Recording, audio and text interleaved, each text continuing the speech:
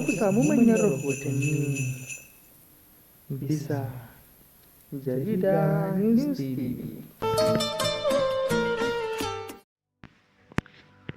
Barka da haka mai sauraro kuma sannan mu da ƙara kasancewa a cikin wannan da ta mai albarka. Inda a yau ma muke tafi muku da wannan babban rahoto na yadda sojin Najeriya suke babban nasara na tarwaɗa manyan rundunonin 'yan ta'adda da kuma zaƙulo inda Jallo Turji yake na gaskiyar kasancewansa a raye kuma a mace domin daƙumo shi duk inda ya shiga ya fita. Dalilin sojin sun samu babban nasara na wajen rushe manyan sansanonin 'yan ta'addan. Misaro ka biyo mu a sannu kuma kar da amanta da subscribe a like bisa wannan tashar tamu mai albarka. Inda yau za mu kawo muku wannan cikakken rahoto.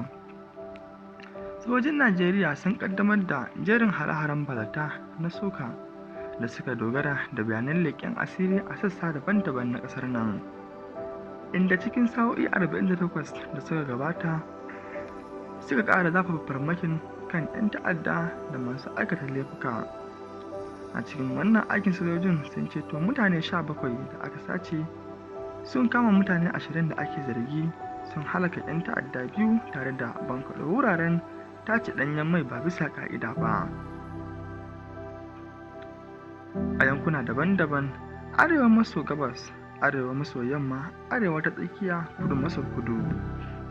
'Yan ta'addan sun zafafa wannan operation nasu kuma sun samu nasarori daban-daban. Arewa maso gabas jaruman sojoji daga 102 Battalion tare da haɗin gwiwar Civilian Joint Task Force sun yi artabu da 'yan ta'addan ISWAP da JAS a ƙauyen Hudugum, ƙaramar hukumar Gwazo da ke jihar Borno, inda suka kashe 'yan ta'adda 2 cikin nasarar farmaki.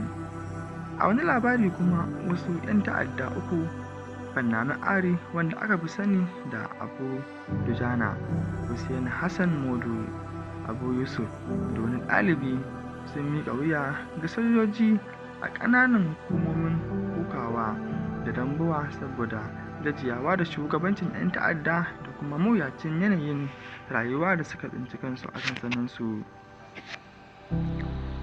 Mai sauraro kada ya manta da subscribe a like bisa wannan tashar tamu mai albarka, kuma idan har kai bako ne